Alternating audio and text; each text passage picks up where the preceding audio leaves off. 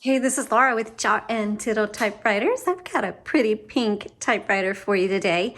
This is not an original color. It's one that we have repainted. I've got a Smith Corona Electra 120 for you.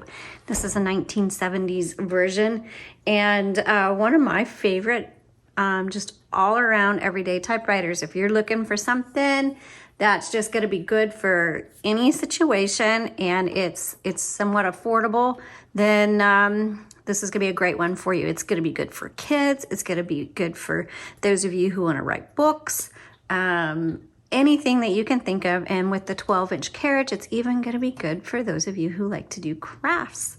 So I'm excited to show this off to you. Let's go ahead and take a look. Back here is a paper holder. These black buttons on here, this is margins.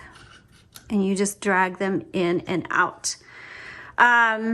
This is your carriage, and the carriage is kind of where all the action is, and where your paper is going to go. It's going to go right in here. And then on the left side of your carriage, you're going to have a couple buttons. This is actually just attached to the metal bar. This is your paper release. And then you'll see a black lever over here, and that releases your carriage. Okay, so when you release the carriage, you got to hold on to the carriage because there's a drawband and it's going to pull it to the left. You also have a carriage release button on the right side. Am I getting my right and lefts mixed up? So sorry, folks.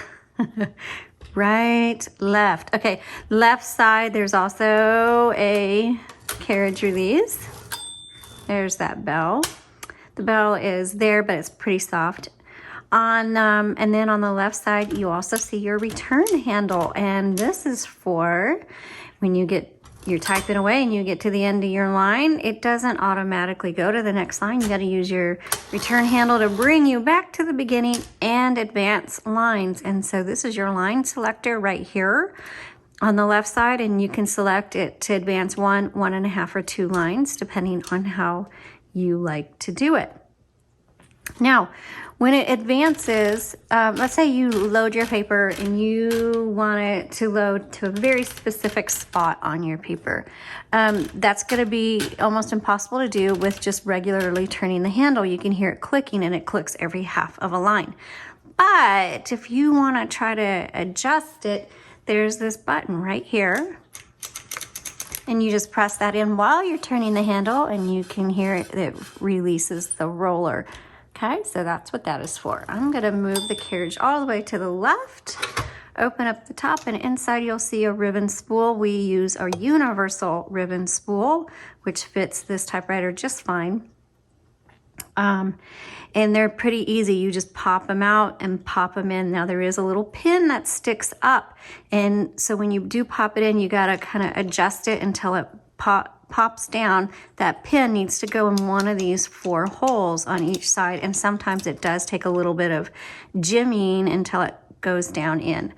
All right, and then make sure it's threaded through these guide wires properly. I've taken an up-close photo of this. If you check the link in the description, that product link, click on that. That'll take you to the photos for this typewriter, and then you can bookmark it for your reference. All right, now, very important point. This is the most important thing I can tell you. This will solve 90% of your issues when you use a typewriter. When you get to the end of your spool, a couple of things are going to happen to your typewriter.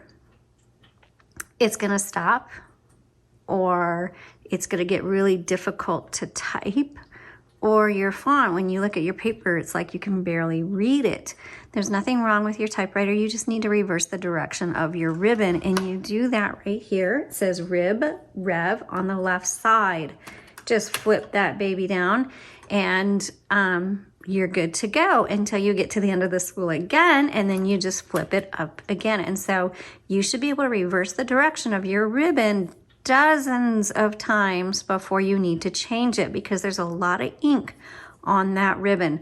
So I can't emphasize enough to remember this, because when your typewriter stops working, you're going to be like, "Wah!" It still happens to me, I'm going to be honest.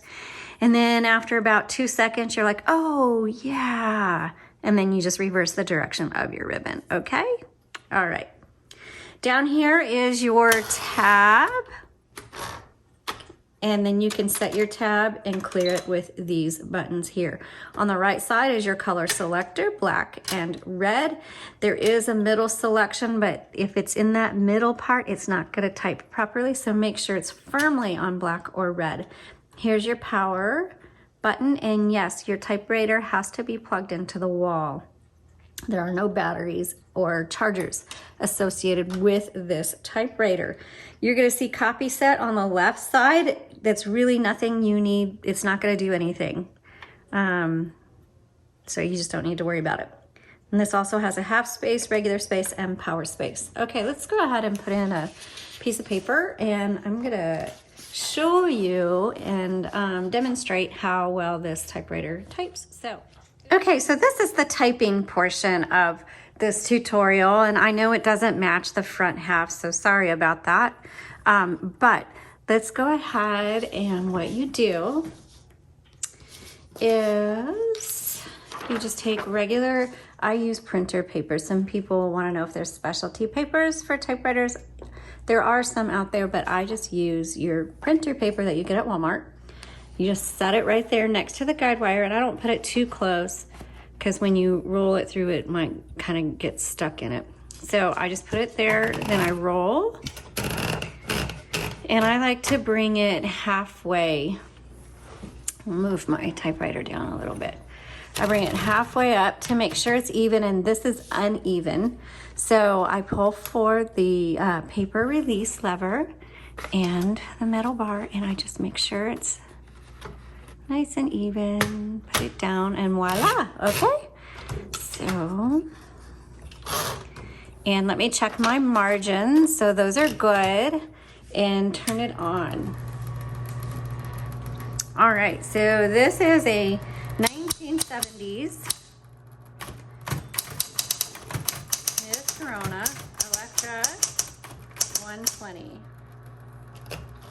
So electric typewriter with a manual return. And you just go through each of the keys, tab, to make sure it's working really good.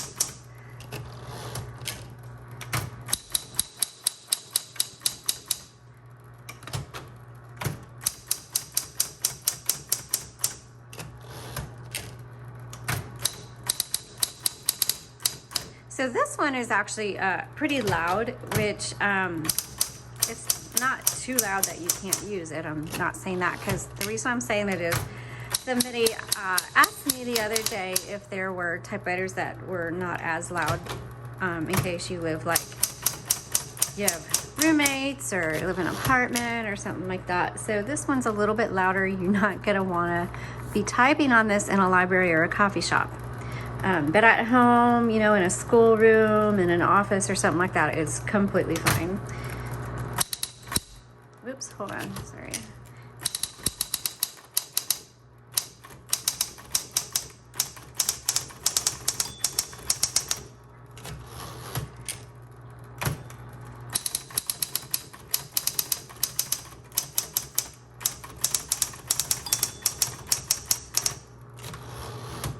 Let's do red.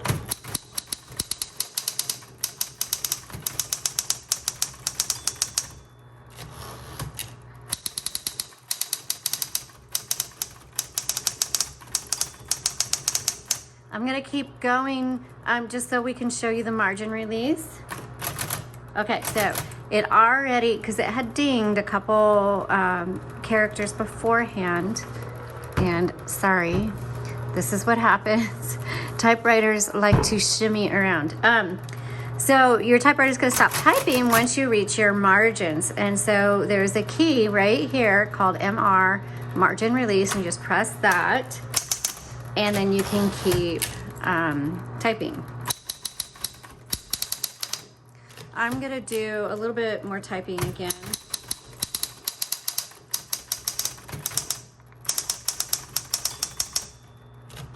I just want to check.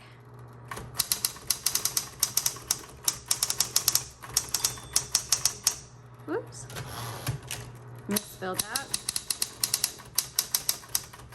So that brings up another thing is, here's your backspace. So when you do make a mistake, you just backspace, and like I did, 2 N's instead of 2 R's. And just, you either X through it or type over it. Which, whatever you want to do. So just keep in mind, backspace doesn't erase, it just backspaces. And then also, there are 3 keys on an electric typewriter that have an auto repeat, and that's going to be your dash, your period, and your X. Okay, and so again, like maybe you mess up a whole sentence, just go through and let's go up to here where I didn't get a proper spacing, because you're going to make mistakes, and that's just part of typing. And you just X. I hit the margin release. I didn't get it. There we go. Margin release. Just X through it, you know, and that's okay. Typing is imperfect, but it's still beautiful. So, a couple notes on this one. It actually typed very well. That being said, as someone who types a lot and all the time, it didn't have the feel that I like for someone who is doing extended projects. And normally the Electra 120s, I love the feel of it. So I don't know how to tell you what's different about that one, other than I could feel in my fingers that this is probably going to be better for kids and casual occasional writing. I didn't see any issues as I was typing. It just didn't feel like it was gonna flow. It felt a little jerky to me.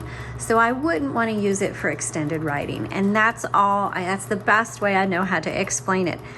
But it types very well. So it's gonna be great for school papers or letters or journals or whatever you want. Typewriter art, typewriter poetry. So I will take a photo of this, put it on the listing. The product listing link is in the description below. Thanks so much for watching. Please subscribe, tell your friends about us, and have a great day.